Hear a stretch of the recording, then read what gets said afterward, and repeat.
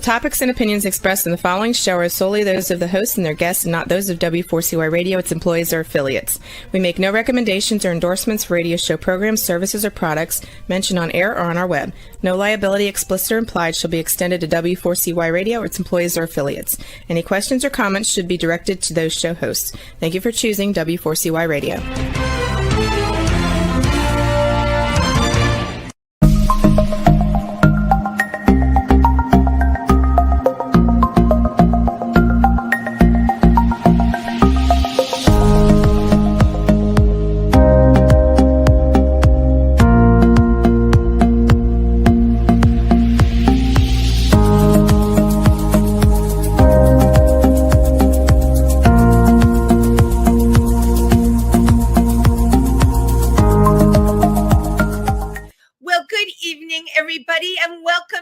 Diversity Talk.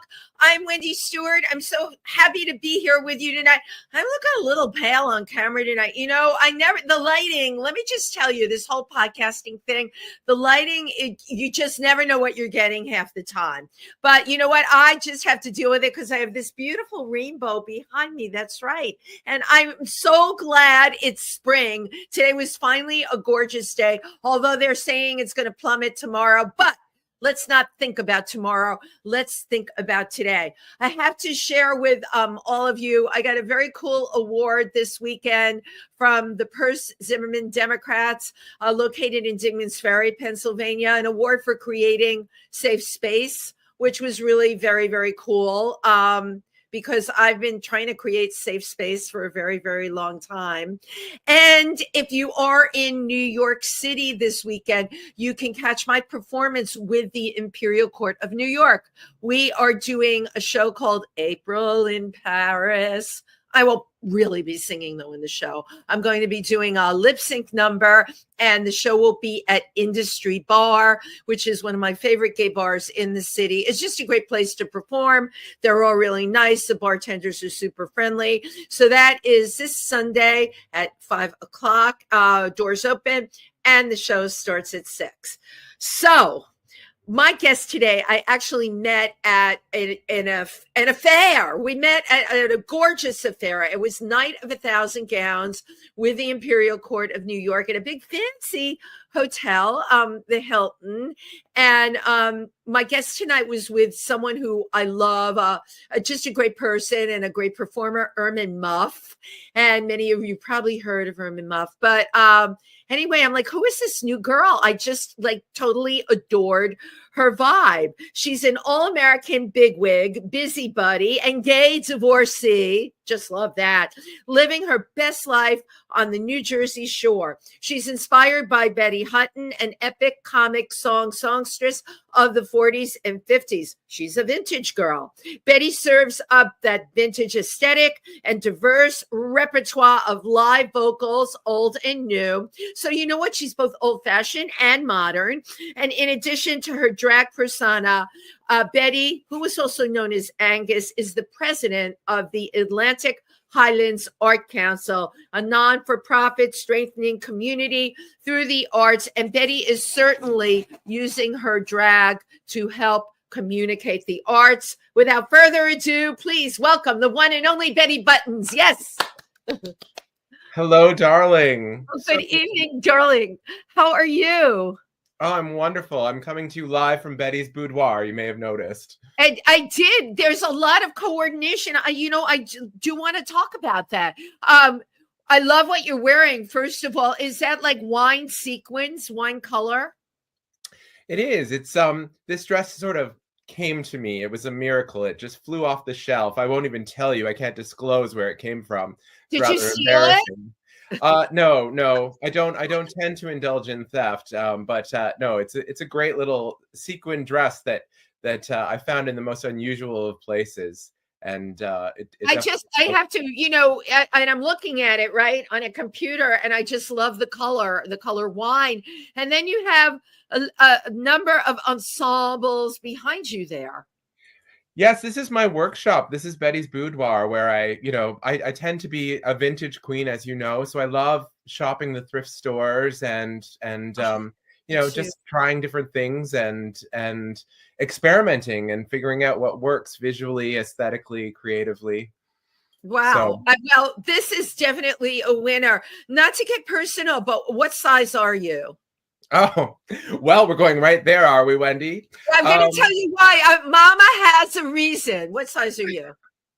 I'm typically a 14. That's kind of Okay. my comfort zone. So if you should come and visit us, I have a reason for asking. I'm a sensible girl, and I want all my guests to really feel comfortable and know that they may get something out of knowing me.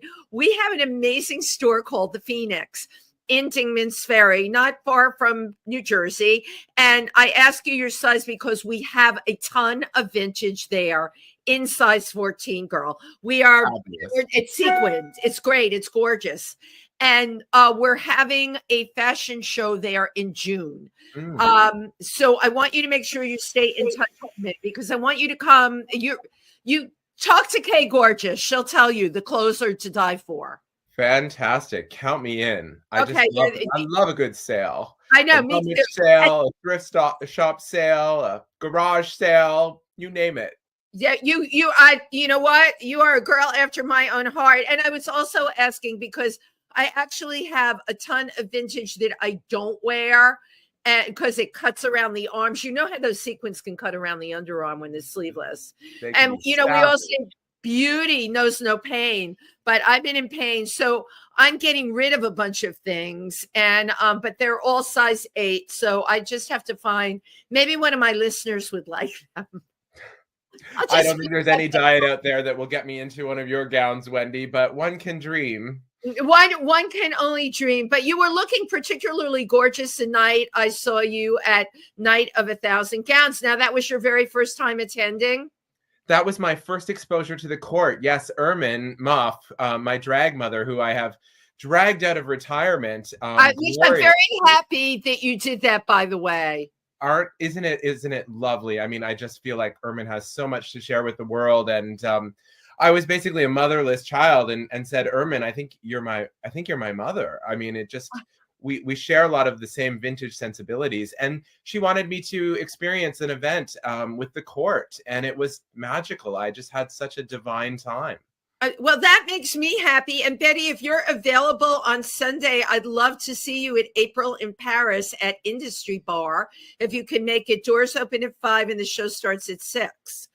And it would really give you a great chance to mix and mingle, because isn't that what we're all about at the end of the day, mixing and mingling? It was a magical evening, and I definitely look forward to, getting to know more of the court. And I mean, the combination of philanthropy and doing good in the world and just having a marvelous time at it, being fun, being silly, being creative. Yeah. Getting in touch with your inner child, making friends, just loving life while actually helping the world. It's just a beautiful concept. Right. Isn't that great? Don't we wish more people would follow it? But that's why we're here, to do what it is that we do. Now, how long have you been performing drag for? So I was doing the math, and I am a baby drag queen. I've only been at this for about 6 months. Oh my God, you are. It's but I have been bitten by the bug. I just dove right in. It felt like the right time, the right place, a lot of different stars aligning, and Betty was born, and here I am, and trying to take New Jersey and the tri-state area by storm, because Betty's got things to say and songs to sing and love to share. So here I am. So here you are now. You were only born into drag 6 months ago. How did Ermin Muff become your drag mother? Well, Ermin and I met at a party years ago, and I thought that Mark was fabulous, and we talked about drag, and I'd always been, I would say drag adjacent, creative, silly, kind of so many things about drag were already part of my life, I would say. And I just sort of, filed it away and thought, if I ever do get around to, taking this a little bit more seriously and giving drag a shot, I'm going to call Ermin, because there was a lovely connection there. And Ermin did say, look, if you ever do drag, please get in touch. And so actually after my first or second time going out, I did reach back out to Irma, and we stayed loosely in touch, and just, it was a wonderful fit. She's been a lovely, incredible mentor. And as I said, we just share a lot of the same sensibilities creatively, and that's been really fun. Oh my God. And I didn't even know Irma's real name was Mark, because because when I meet people in drag, that's how they stay forevermore. Right. Like I would walk right past you in the street if you weren't in drag, and then you would say, "Hey, Wendy, it's me," and I would say, "Who are you?" It's one of the most magical parts, I think, of drag. Right? Is that transformation, and I have loved since Betty was born, sort of bringing Betty into a space, and then in another context, maybe meeting someone as Angus, and the reactions are so fun and delightful. And usually, you have to inform someone, "Oh, I'm Betty," and just watch the jaw drop. It's just a delightful part of the process of creating a character. See, I love that we're getting you at the very beginning of this. I met Kay Gorgeous at her very first performance, very first, and I knew that night when I was with all the people. I'm like, this one, she totally had it. Like she had been doing it forever, and she had only ever practiced. It was really great. So I get the same vibe about you. You have this amazing voice too. Now, where did this voice come from? Oh, thank you, darling. First, let me just give a shout out to Kay. I mean, I'm such a fangirl. And Kay was one of the queens that I met sort of, I think maybe the second time I went out in drag, and was so wonderfully warm and welcoming and supportive, and is just truly one of the most talented queens I've encountered. So unique and funny. She's really so funny. She does funny moves, and we did an outside event, and she climbed a tree, and I'm like, I've never in my life seen it. She uses the fact that she's athletic. She does. Yes. She makes me ache with laughter, and I know. So funny. Has this incredible chemistry with Lexi Pro. Kay Gorgeous and Lexi Pro have their weekly show on Tuesday nights at 244 in the Amboys, and the two of them are just so incredible. Both fairly recent at this, but such seasoned veterans and incredible entertainers, and have been so warm and welcoming of Betty, and just a real shout out to both of them, because they inspire me, and they're creating community in a beautiful way that has been lovely to be part of in this short journey thus far. Right. Thus far. Something just popped up on my screen. I don't know why these things happen. Okay. Anyway, getting back to you, how did you learn to sing so well? Oh, I just love to sing. I've always loved singing. I was in choirs as a kid, and then life sort of took me in different directions, serious, demanding jobs that didn't really allow for time to make music or do much creatively, and I think it's important to just sing. I think everyone should sing. Singing is so good for you. It's healthy, and then you don't have to be good at it to enjoy it. And because it's such a creative thing that comes from deep inside and connects with emotion. Now, were you like a musical theater major in college? No, I did a little bit of college theater, but I sort of went in a very practical direction in college and in my career, and the creative side was in some ways kind of put on the back burner. Always loved to sing casually, grew up in a family that loved to have sing-alongs around the kitchen table. My grandmother, who passed away a few years ago and was one of my best friends, just always insisted when we were together that we would sing. I have Irish, Scottish background, that kind of Celtic tradition. Same as mine. Just, singing for the love of it, for sharing stories, for sharing a laugh, having a drink, and enjoying music. And so it's always been part of me, but this has been really exciting to sort of bring that onto a stage and to be performing, and realizing that for me as a drag queen, that's a big component of what I have to offer is live vocals and introducing often a younger audience to older material that they may not know, and that's quite a magical thing as well. Well, yeah, because that, like, your whole persona, your character is the whole vintage thing. There's not a ton of that out there. There are, however, more and more, of course, drag performers that actually sing incredibly. My dear friend Sherry Vine was one of the first singing drag queens. And I remember when she came on the scene and everybody else lip sank, and they're like, oh my God, she sings. Yes, she does. And I think that is a really great gift to have, the gift of the voice, the live voice. What is it about vintage tunes that you love so much? Well, I think there's just something innate about Betty that is vintage, and it's a really cosmic process to create a character, and in some ways she's being created, or she's creating me, and there's, if you sort of lean into that almost spiritual experience of listening to, who is this that's kind of coming on the scene, and it was just very clear, I think, for many reasons, one of which being that I myself am a little vintage, with certain vintage coming into this world, frankly, in middle age. The vintage look and feel and vibe was the right fit, but it also just was sort of the authentic kind of creative calling that I had in bringing Betty into the world. And you mentioned Betty Hutton.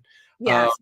Betty Buttonz as a name really kind of was an homage to an incredible entertainer who I can't aspire to mimicking, but I honor her because I think she was an incredible talent, just a comic genius, beautiful voice, incredible dancer, physical comic, had this incredibly loving persona underneath the comic clown, but was a clown in many ways. And I think the best drag queens are clowns. Oh my God, absolutely. They entertain, they make the audience laugh. Absolutely.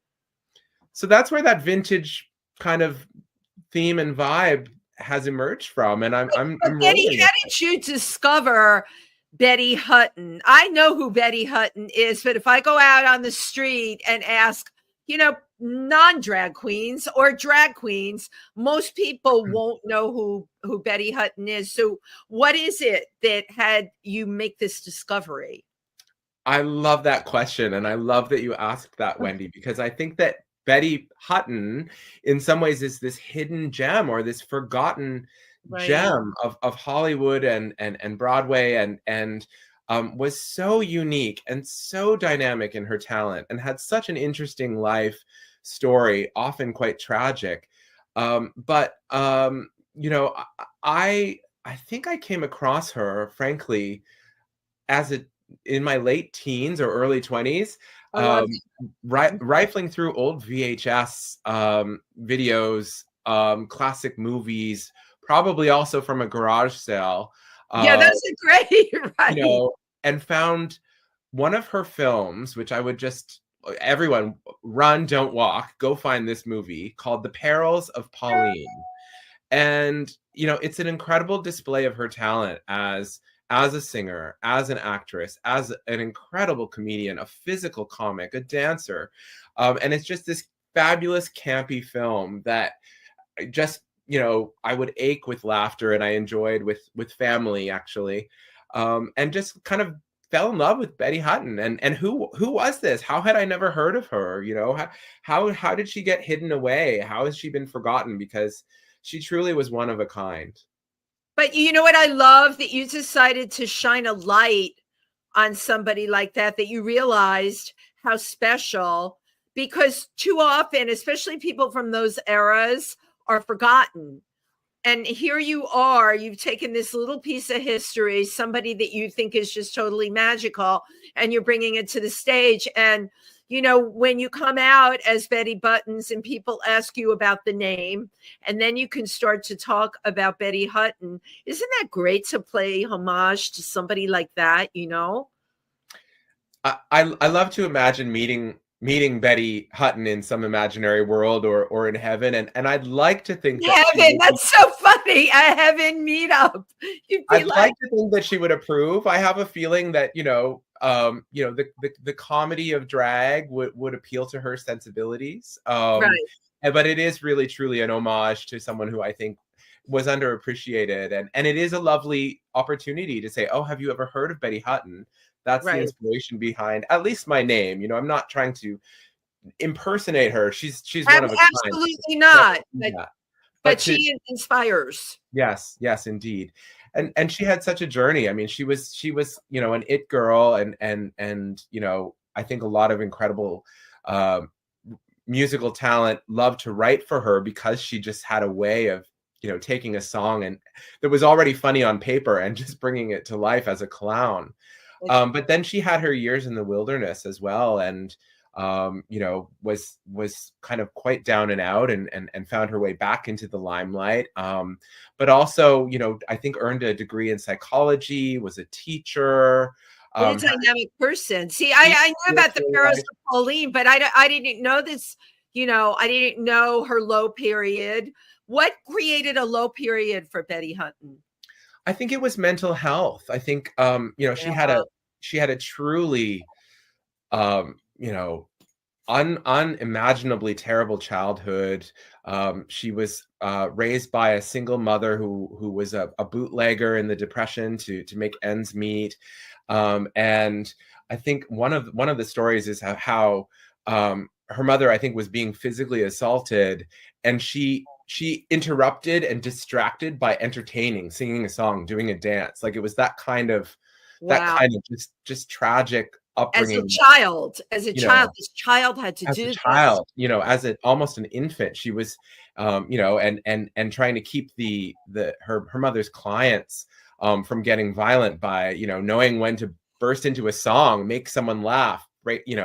Just that kind of, the demons that would follow someone like that, as they reach the heights of fame. You can only imagine. Eddie, that's where the comedy comes from. Yes. It's the tragedy that produces the comedy. Yes. And I think that's where also maybe an affinity with kind of the drag, because there's such an incredible therapeutic, powerful, healing agency that I think drag queens who stand in their power can bring, right? Because they're bringing laughter and joy to audiences who often have had really hard times or who are often not accepted for who they are. And to tap into that, on some deep level is really powerful. How do you feel about, because you're so new at drag, so I'm going to throw this one at you. How do you feel about the fact that because of RuPaul, and I knew Ru in the day, and I love Ru, but Ru has made drag really mainstream. I mean, you go to these big drag conventions or drag shows, and the audience is, of course, just a general audience. It is mainstream. How do you feel about that? Ooh, now that's a delicate one, Wendy. I know, but Wendy has all kinds of questions. Because my personal thing, I think for things to be supported, they had to become bigger. However, we are in other parts of the country, a very anti-drag, anti-everything. Okay, so now how do we deal with this when it's become mainstream, right? Yes. That in straight bars, they're loving RuPaul's Drag Race. Yes. Yeah. How do we deal with this now? Is it good that it's mainstream? Absolutely. I mean, it's so complex, and with so much respect to Mama Ru for lifting up drag as an art form and launching careers and creating financial opportunities, I think probably for a lot of queens, and doing something really interesting. But I think it's what I've loved in my hot minute as a drag queen, but hopefully it will be a long career because I love it, and I'm so enjoying the experience of sharing Betty with audiences, is that there's something so much more profound and political and creative that exists at the community level that is very different from, as you said, straight folks watching an incredibly well-produced television program, right? That's disconnected from that community sometimes. And I think we need both, frankly. You know, there's been a lot of kind of mainstreaming and making drag perhaps better understood in some ways by larger parts of the population in ways that maybe helps create more safe space for that important community drag that needs to continue and is quite different. Right.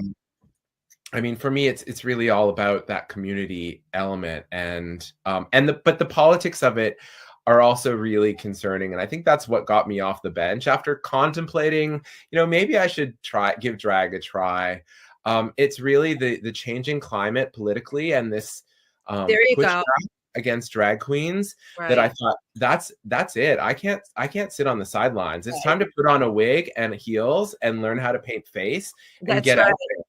And that really has been a huge motivation for me to do this. And one thing, we're lucky that we're in the part of a country, right, where we're okay. We're not worried about going to a gig or, you know, being our authentic selves, right? New York and New Jersey. There's some parts of Pennsylvania that I would not venture into as a drag queen, but the Northeast in general is more of a safe space than other places where they're actually attempting to take drag and ban it. And I don't have to tell you about the drag story hour bannings. That seems to have died down. I don't even know what's up with that, but the banning of drag story hour seems to have died down, or it's not in the news as much either because I follow all of that. So I don't know what that is. I mean, I think a lot of the attempts through legislation to eliminate drag queens are just not possible to hold up in law. You know, it's just not constitutional.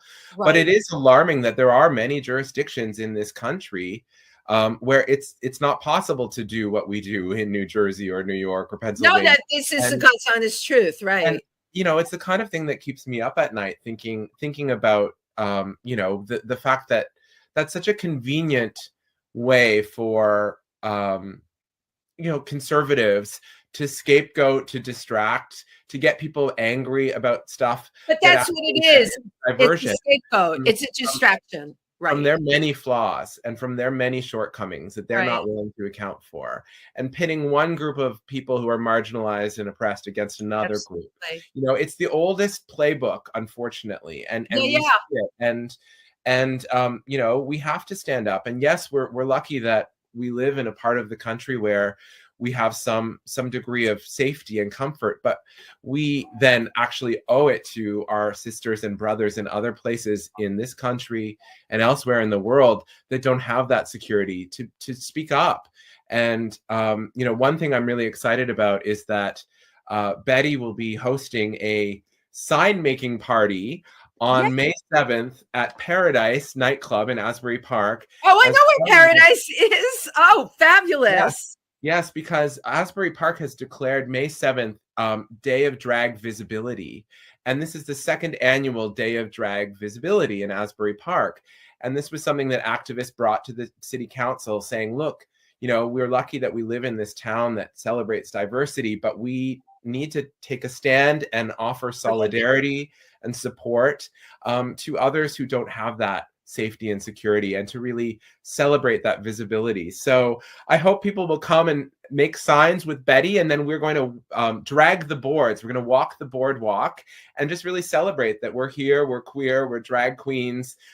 We are an important part of the community. We make space for people to feel safe to be themselves, to express themselves.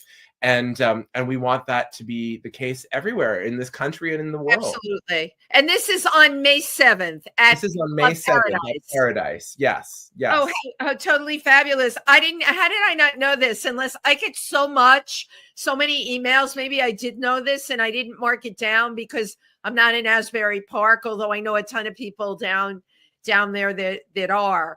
And have you been performing in Asbury Park? Are you going to perform there?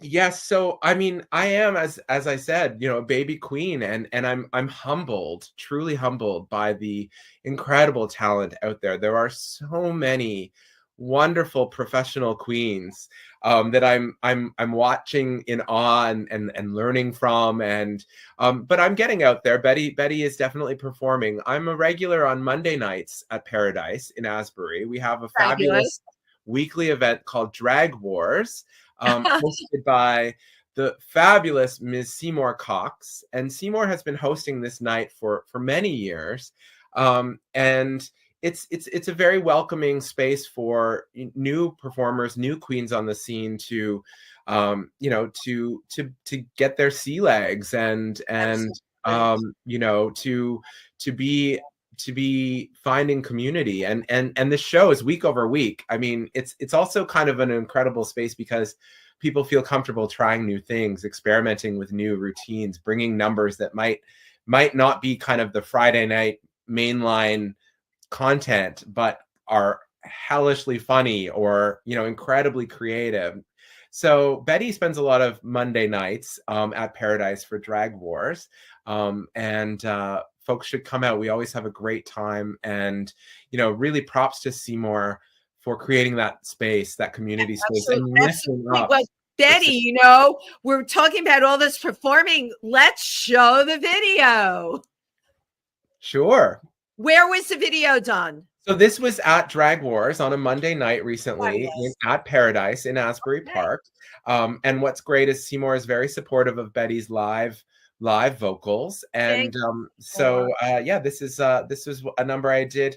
It's actually, what's fabulous about this number is it was originally a Betty Hutton song that then was popularized by Bette Midler in the movie For the Boys, and a lot of people know it as a Bette Midler song, and Bette Midler is also one of my most cherished inspirations, and so I love Midler. Between Bette and Betty, and this Betty is very special. So thank you for giving us the chance to watch the clip. God. Okay, Juan, roll the video, please. Oh, she's singing live. This one's from our family service.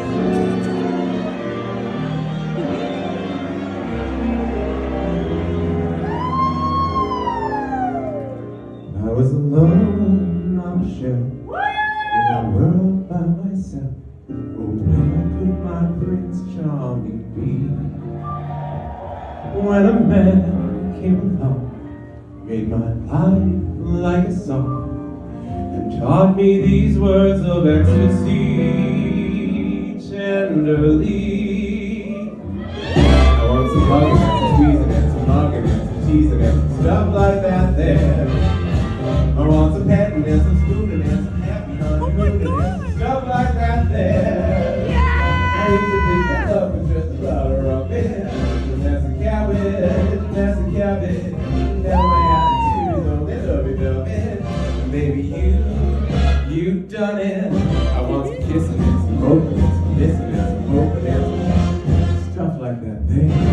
I want some weeping and some chasing and some leaping and some pacing and some stuff like that there. When I get a certain feeling, I confess it. There's really only one expression to express it. I want some hugging, squeezing, mugging, and cheesing, and some stuff like that there.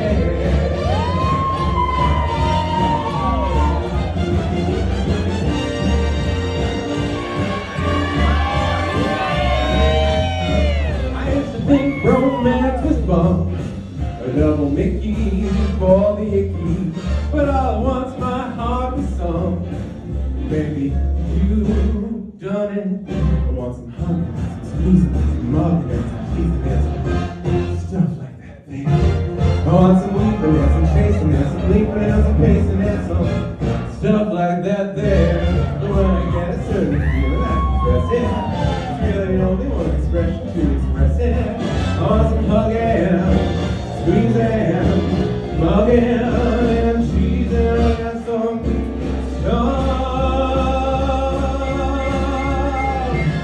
stuff like that there.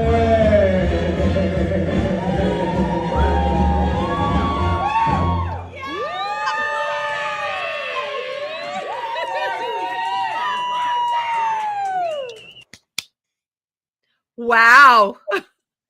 Well, you were certainly popular. They were hooping and a hollering, and the dollar bills were flying. Great song for you. It's a really fun number. And there's just so much more in the Betty Hutton vault that I'm looking forward to bringing out and sharing with people. So many wonderful gems. Well, I think there's so many wonderful gems, and what you're doing is you're setting yourself apart from everybody else, which, you know what? You know the song, You Gotta Have a Gimmick. This Yeah. is yours, you know? Right, right. You've got to find your lane, but it has to be sincere and authentic for it to work. Right, exactly. But you got it all going on. I love the hair and the dress, and you definitely have got to come to this fashion show that we're doing. It's a gender bender fashion show. I produce it, and we'll be in touch because there's going to be a ton of clothes there that will really suit you. And let's face it, we girls always need to expand our wardrobes, especially with vintage. That's so right. you have, combined like the fact that you are doing all this great drag, and you're also the president of the Atlantic Highlands Art Council. Yes, yes. I'm super passionate about this wonderful organization that I have the honor of being the president of, Atlantic Highlands Arts. I moved to Atlantic Highlands during the pandemic. Actually, I was married at the time, so the gay divorcee part of the Betty bio is true to form, and the emergence of Betty as a drag queen is, as many drag queens will say, in some ways part of my recovery from the painful end of a relationship. Right. And moved to this town, having been in Manhattan and Brooklyn for many years before that. Not certain what to expect, and I really didn't know the area. Oh, it's beautiful. It's a beautiful area. Gorgeous, gorgeous town full of beautiful old Victorian houses on Raritan Bay. It's sort of the northern tip of the Jersey Shore, quaint and beautiful, but also, without really much in the way of connections to the place. I didn't know what it would be like, to relocate from the city.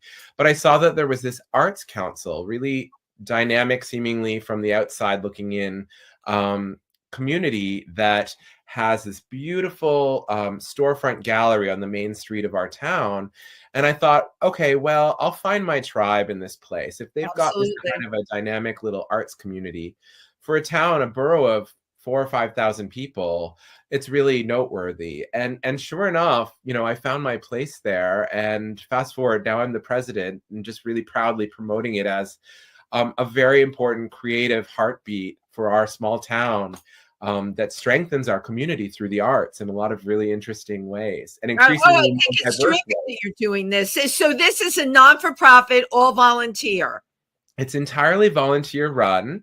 And also that's, really inspiring to me that there are so many different heavy lifters who are so committed to having a space that brings creatives together, that lifts up art in so many different varieties. But it takes a lot of work for us to, raise the money to keep the space open, our beautiful gallery space, and run our programming, trying to be as inclusive as possible. My mission is to really try to ensure that we're bringing diversity and including and lifting up, a diverse range of different artists, and partnering with different community groups.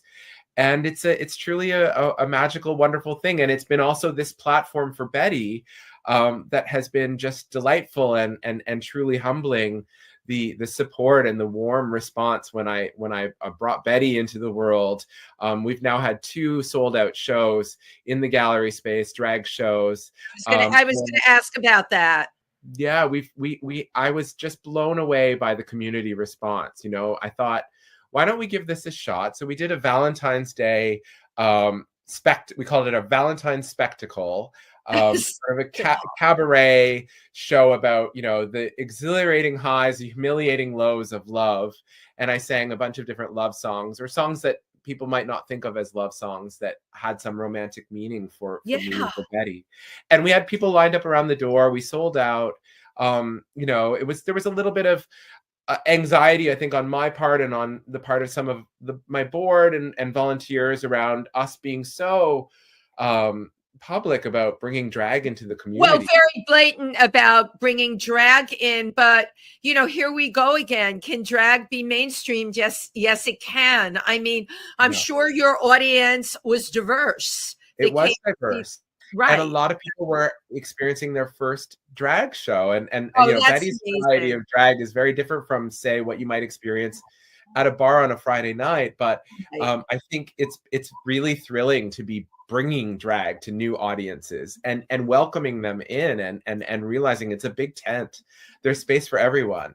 Well, exactly. There's absolutely space for everyone. Yeah, there is. And I think drag at its best makes everyone feel, you know, more comfortable to be their more authentic self, to let their light shine, you know, to bring people out and lift them up and give them joy and laughter and let their freak flag fly, so to speak, is you know, part of the magic. So you're having colors of coverage. Colors of Courage. Yes. May 18th through June 20th. What's that about? You have a poster for that. Yes, we do. Once I think you see the poster. Here comes the poster. It's coming. I can feel it. So this is hot off the press. Just thrilled to be working with That's Raphael Coelho and the Out Agency, partnering with us on a program that will, you know, span from May into Pride Month, including Juneteenth, and will be a real celebration of artists, BIPOC, artists of color, and queer artists and their experiences, celebrating joy and resilience and courage, and really bringing a group of diverse artists into our gallery space and having a ton of different programming that then celebrates that. Everything from Betty's next big drag production on June 15th, which will include actually the screening of a fabulous film that Raphael made with Monet Exchange. Oh my gosh, that's so great. Yeah, so that will be a really exciting night. Multimedia, so drag, there'll be live vocals, there'll be screening of this fabulous film that Raphael made with Monet. There'll be a DJ, my sister queen, Aya Velasquez, who's this fabulous French queen. Kay Gorgeous's drag daughter actually is going to co-host with me, and she's a DJ, so we'll dance the night away. So that's one exciting thing. We'll have a Juneteenth program where we're going to really be doing some interesting dynamic community building. Right, and call attention to Juneteenth. Yes, and celebrating it and also using it as a learning opportunity, because, you know, there is a lot to be done in this small town and other communities to address, frankly, racism and encourage people to understand and educate themselves about, you know, the racism that sort of quietly exists that we like to think doesn't exist. Oh no, we know that it exists, and it's not so quiet. Believe me, it's not so quiet. No, so quiet. I love what you're doing.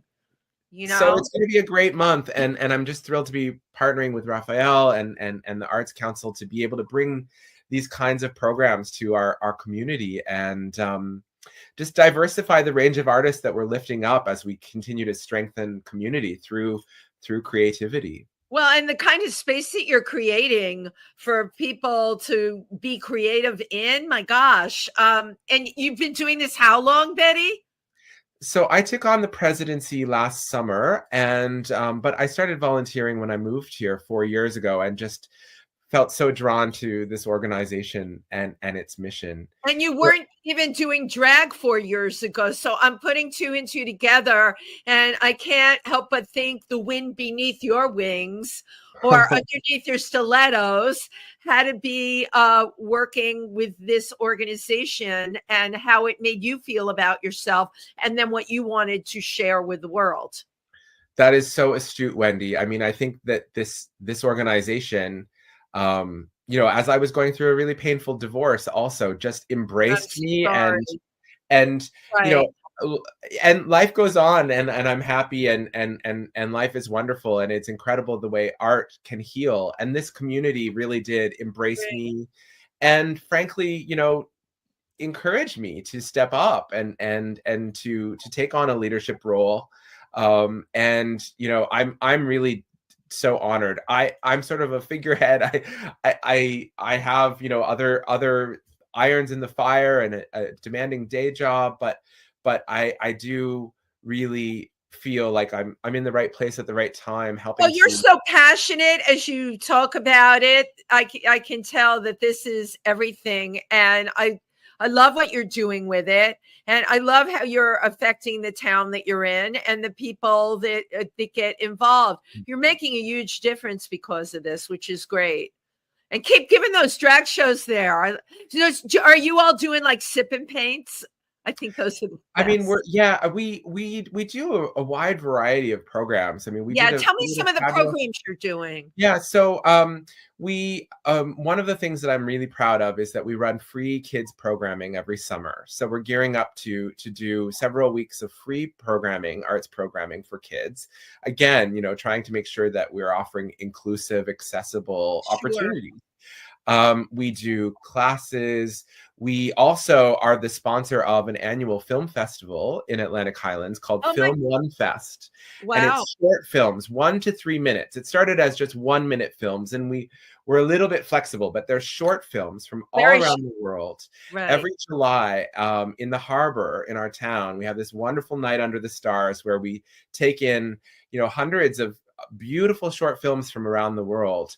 And so that's a big anchor of the work of the Arts Council. I think that's absolutely brilliant to offer something like that. We're having an event on April 27th, actually at the cinema in our town, Smod Castle Cinemas, which is owned by Kevin Smith, who grew up in this area and bought the movie theater that was struggling to stay afloat and has brought all kinds of interesting programming. They're hosting us for a night of the best of Film One Fest because we've got 15 years of incredible material.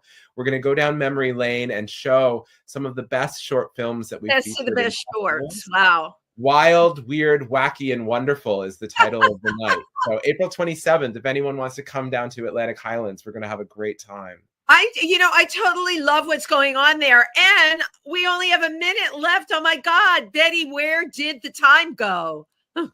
Oh, I had a ball with you, Wendy. Thank you so much for having me. At you, sister. What do you want to tell everybody out there in your last minute? Oh, just be true to yourself. It's never too late. Right. Let your light shine, and spread love and joy in the world. We need it. Right. And I'm right there with you. I want to thank you so much for everything that you shared here tonight. I learned a ton load about you, and I have I'm going to separately contact you because I have a organization in New Jersey that you did partners that you would be able to really do incredible stuff with. That's what it's all about, right? All of us coming together and working with each other. Well, Betty, continue being fabulous. All right. Wendy, love you. Doing your Monday nights, but I also want to see you like in other places in Jersey with Kay Gorgeous, and maybe you can get a little closer to Milford, Pennsylvania. We are due to do some more stuff there, and upstate New York. All of our drag queens work the tri-state area. Fabulous. Count me in. Count you in. Thank you for being on the show. And thank you for everybody who tuned in tonight. See you next week. Bye-bye.